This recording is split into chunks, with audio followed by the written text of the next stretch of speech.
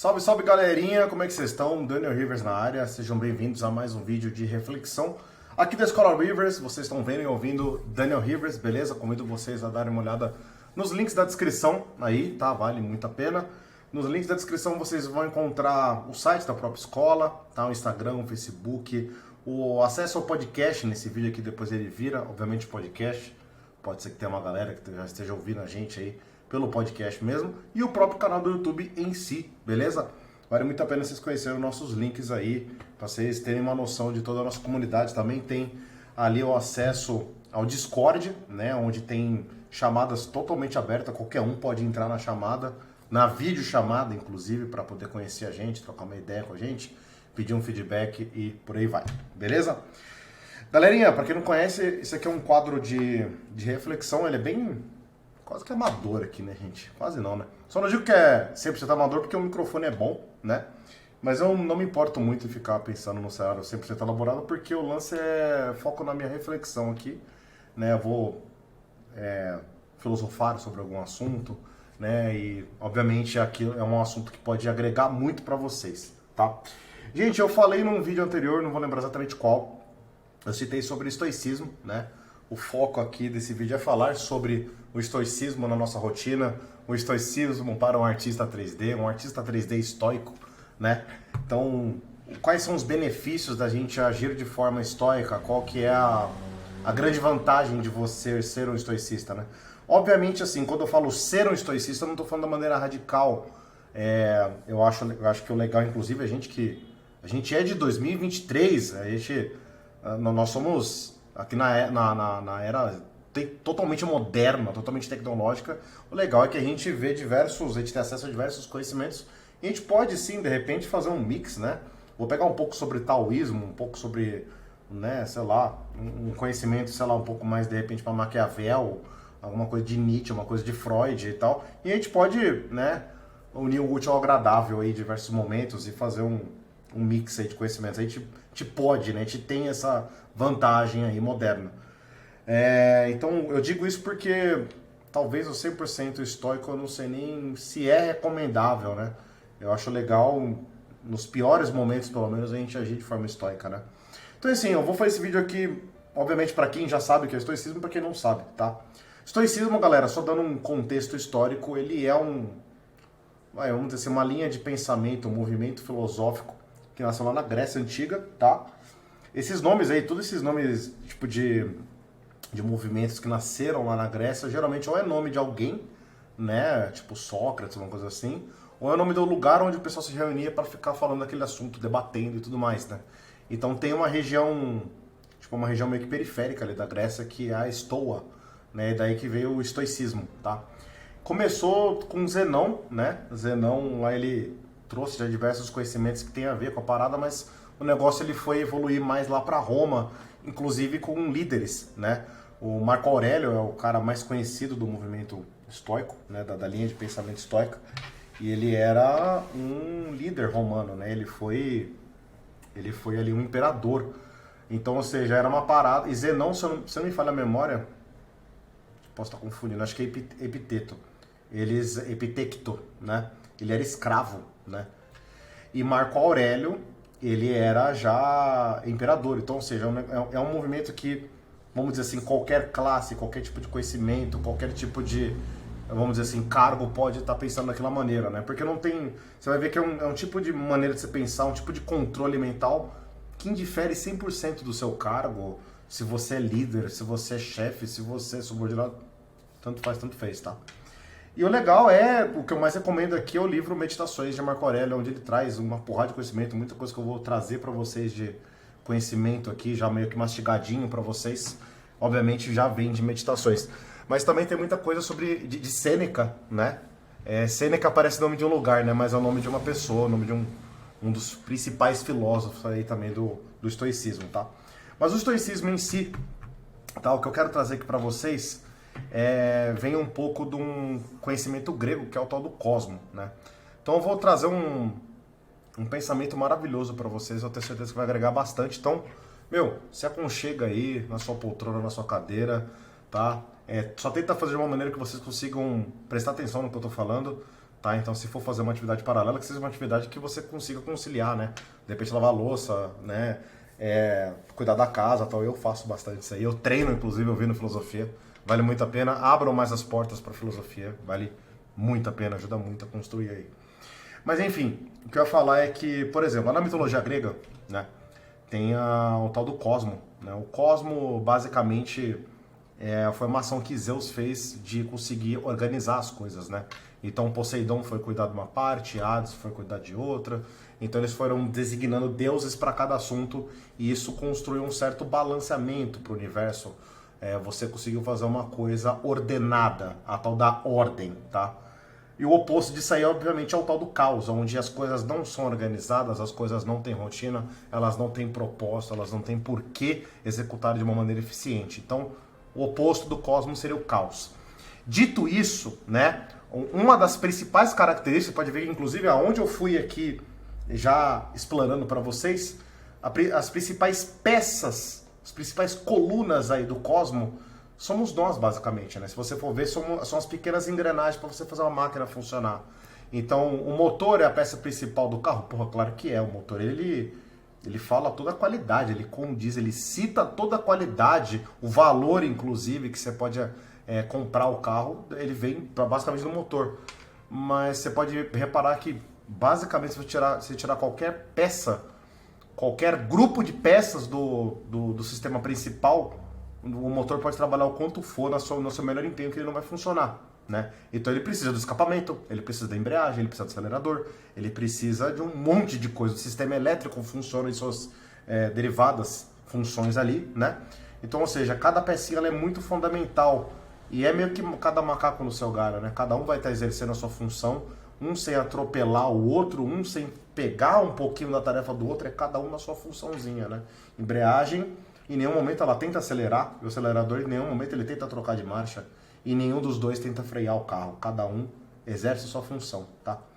Então, trazendo essa analogia pra gente, essa primeira introdução, que veio lá da mitologia grega, é basicamente esse cosmo. Então você pode ver que a nossa vida ela é cósmica. A gente tenta o máximo possível organizar, ordenar as coisas, né? Muitas vezes tudo que eu falei aqui serve só pra gente mesmo. Nós somos o nosso próprio cosmo. A gente separa, de repente, em horários do dia. Então, de repente, eu de manhã, né, vou ajeitar a casa. E eu lá depois das 8, 9 horas eu vou trabalhar, home office ou não, eu vou pro trabalho. Em algum momento do dia eu vou treinar. Então, assim, o Daniel que treina, o Daniel que se alimenta, o Daniel que cuida da casa, o Daniel que cumpre o seu trabalho aqui no computador, o Daniel que dá aula, né? A gente precisa de todos esses Daniels ali para a Rivers ela continuar funcionando, né? Então a escola Rivers, a produtora Rivers, elas precisam desses Daniels em momentos diferentes. E ao mesmo tempo eu preciso dos meus colegas de trabalho, eu preciso do Massari, eu preciso do Will, eu preciso do Rafa, né? Cada um em seu momento, cada um no seu quadrado, né? Então o Will, ele cuida pra caramba de todos os assuntos mais técnicos de personagem, de repente mais voltado pra rigging, né? Render, ele cuida bastante. O Massari lá agora ele está cuidando bastante de efeitos visuais, mas ele é um excelente gestor. A gente tem o gestor principal, que é o Kevin também. Um grande abraço para todo mundo que eu estou citando aqui.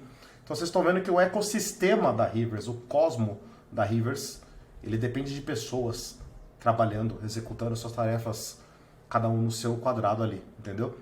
Então, ou seja, essa primeira parte eu preciso muito que esteja bem entendido, para eu conseguir prosseguir aqui, né? De conseguir entender os próximos passos. Então, a gente tem um tal do cosmo, beleza? Dito isso que a gente tem um cosmo, olha só quanto que é importante a gente partir para a segunda parte da filosofia, que são as pecinhas. Vocês repararam o quão importante é a gente simplesmente não falhar na nossa missão? Então, olha só, dado a minha primeira introdução, esse assunto ele não fica tão simplório, ele não fica tão raso, ele não fica tão pobre de conceitos. Para entender da seguinte forma, um filósofo, muitas vezes, né, em vários outros movimentos, né, desde lá de diálogos de Sócrates com Platão, com Aristóteles e tal, você pode ver que quando um meio que, vamos dizer assim, nas linguagens de hoje, um tava na bad, o outro não ficava ali, nossa, se preocupando horrores, né, em passar a mão na cabeça e ficar dizendo diversos textos motivacionais e tal.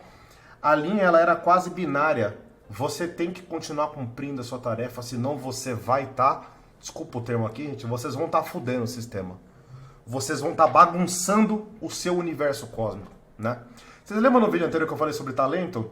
Ele agrega muito aqui, gente. Pra quem não viu, dá uma olhadinha no vídeo anterior sobre reflexão em que eu falo sobre talentos, né? O que eu vejo como talento, obviamente não é da maneira trivial, da maneira, né, que todo mundo fala sobre talento, eu dou a minha interpretação sobre talento. Então ele tá um pouco sobre isso, né? Tanto é que também junto com todo esse papo mais grego aí, né? A gente tem a tal do daimon, né? O daimon, ele seria a nossa essência, né? Então os gregos, eles falavam muito sobre o daimon. Qual que é o seu daimon? Pô, o meu daimon é costurar, o meu daimon, né? O meu, por exemplo, é ensinar, é fazer personagens, é fazer 3D de modo geral, entendeu? Obviamente a gente tá, como eu disse no começo do vídeo, a gente tá numa era 100% moderna. Olha que barulhão gostoso que tá na minha rua. Desvantagens de ficar na sala de casa. Olha que top. Bom, uma hora eu volto pro meu estúdio lá. E é isso aí. Tá, então, obviamente, como eu falei, a gente tá numa era 100% moderna. Então, por estar numa era moderna, quer dizer que a gente tem um intelecto suficiente, a gente tem capacidade suficiente para ter mais de um daimon, mais de uma essência, tá? Só que o legal é a gente ter a nossa essência principal. A minha, Daniel, por exemplo, é ensinar, entendeu? E eu sou desenvolvedor, eu trabalho com o Unreal, eu faço até algumas programações, como o negócio está um pouco fora do meu daimon, mas como eu preciso que tudo que eu faço de arte no Substance Painter, no ZBrush e tal, eu preciso que essas coisas funcionem com excelência, né? Excelência também é uma outra coisa que os gregos falam muito, né? Então, assim, eu preciso que o meu ecossistema trabalhe direitinho. Então, para o meu ecossistema, o meu cosmo trabalhar direitinho, ele funcionar direitinho, o meu daimon ele precisa estar em dia. Então, eu preciso o tempo todo estar focando no meu daimon. Ele tem que estar tranquilo, ele tem que estar em dia, tá? Então, obviamente, a gente tem diversos conhecimentos que vêm até dos americanos, né? Os americanos, lá em alguns livros de gestão, eles falam muito sobre o tal do reality check, que é uma coisa muito legal para você checar a todo momento se você tá na mesma linha que você planejou lá atrás, ou se aquela linha lá atrás ela tá correta ainda, você não precisa de repente reavaliar ela, entendeu? Então, tipo assim, a gente tá aqui desenvolvendo um jogo, né? A gente tá aqui em final de agosto de 2023, né, quase setembro, a gente tá aí numa reta aí da metade pro final do desenvolvimento de um jogo. Então, vira e mexe, eu e o sócio, a gente se reúne para fazer um reality check, para saber se a gente está no caminho certo. Ainda vale a pena lançar esse jogo? Vamos terminar? Vamos terminar, né? Para inspirar as pessoas, para a gente poder lançar o nosso jogo, a gente ter o nosso legado feito, a gente poder gerar a partir daí portfólios, cada um para uma pessoa. O pessoal que fez cenário tem o seu portfólio, o pessoal que fez personagem tem o seu portfólio, a empresa tem o seu portfólio. E a gente inspira as pessoas a trabalhar com a gente vai lá e faz o 2, anuncia o 2, né, e tudo mais, gera conteúdo para o pessoal de marketing, de redes sociais, e, enfim. Nessa etapa, o desenvolvimento do jogo, ele está fazendo parte da nossa essência, ele está fazendo parte do cosmo da Rivers, entendeu? Então, assim, tragam isso que eu estou falando para a vida de vocês, traz isso para a vida de vocês. Então, ter, obviamente, esse planejamento inicial, e de vez em quando você fazer esse reality check, né, para ver se o seu daimon está sendo cumprido. Você pode muitas vezes acabar desviando, né, porque boletos, né, você precisa pagar suas contas, então às vezes a gente vai dando essa desviada. Só que o nosso reality check, por que eu citei o reality check? É uma coisa que não é não filosófica, ela é mais de gestão. O que eu estou trazendo isso para vocês é para vocês checarem se a sua essência ela está sendo cumprida. Fazendo o gancho final aqui, quase que final, né? O estoicismo ele fala muito sobre isso. Você manter a sua essência, tá? Eu acabei não explicando para valer o que seria o tal do estoicismo, né? Eu preferi, na verdade, explicar nessa ordem aqui para chegar para vocês e concretizar que o estoicismo nada mais é do que uma linha de pensamento onde você não consegue controlar o que a vida tem a te oferecer, as ações da vida, mas você tem controle sobre você, a maneira como você vai reagir. Um exemplo que eu costumo dar para meus colegas, né, para falar sobre filosofia, adoro falar sobre filosofia, é o famoso exemplo da fechada de carro, né? A gente não tem como controlar uma fechada de carro. Se o cara ele tá afim de te fechar, ou se vocês estão num momento ali que ele vai te fechar, você pode até prevenir. Você pode, de repente, acelerar um pouquinho para ele correr um pouco na frente para ele não te fechar. Ou você pode deixar ele te fechar mesmo. Ou você muda de pista e você encerra o assunto com aquele cara. Ele não vai te incomodar de novo.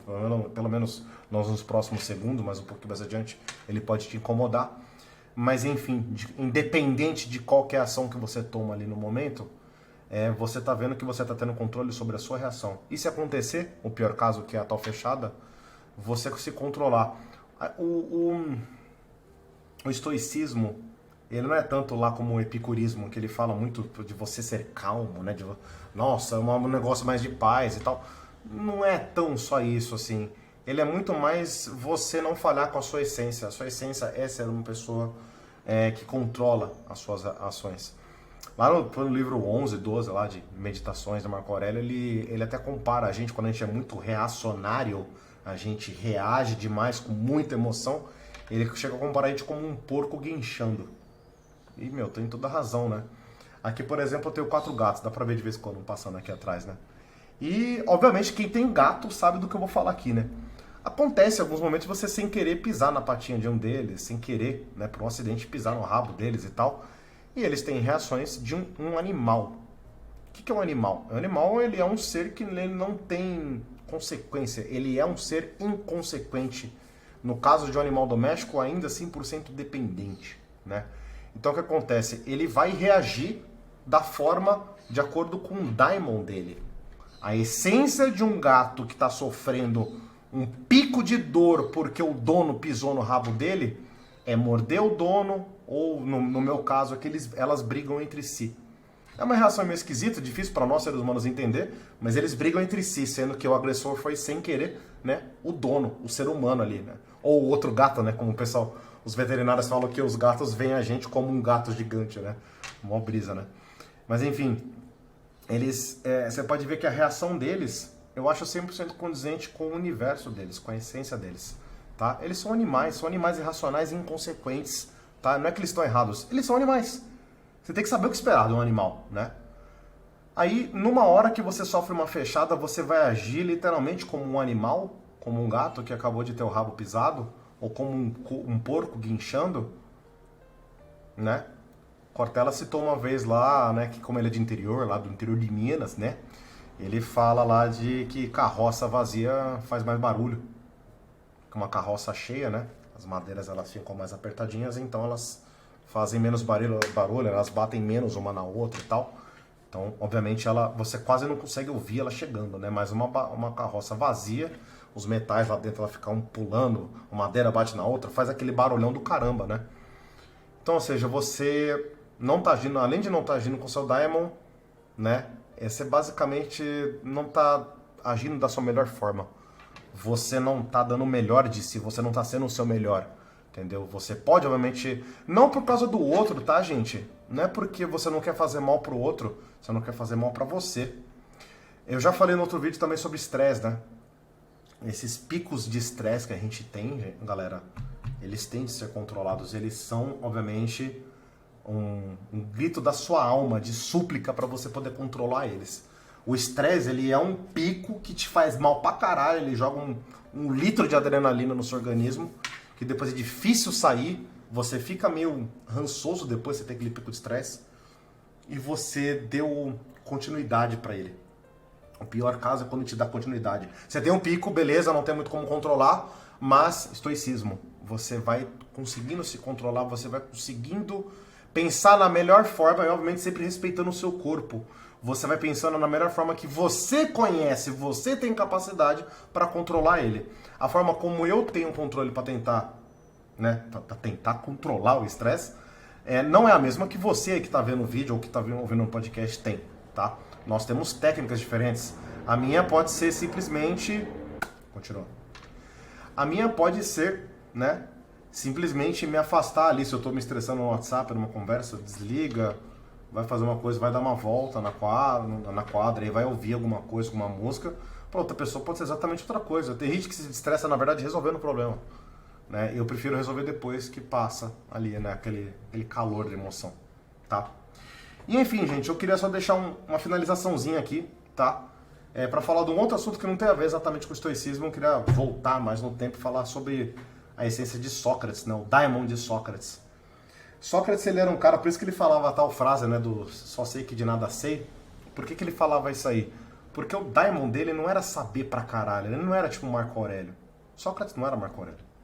Conhecia pra cacete. Ele não era tipo Jesus Cristo.